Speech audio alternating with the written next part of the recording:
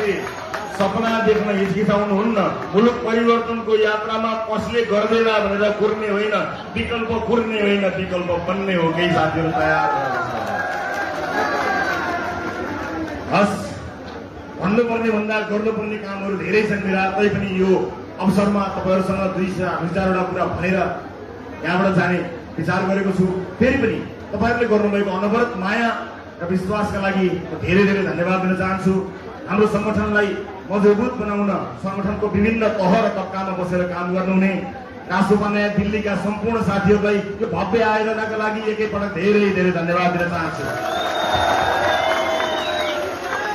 देशसँग जोड्ने यो सिलसिला कायम रहोस्, राष्ट्रपा परिवार विस्तृत बनोस्, मुलुकका लागि केही गर्ने दिन चाँडै आउँदैछ। त्यसैले प्रतीक्षा गर्नुहोला, साथमै रहनुहोला।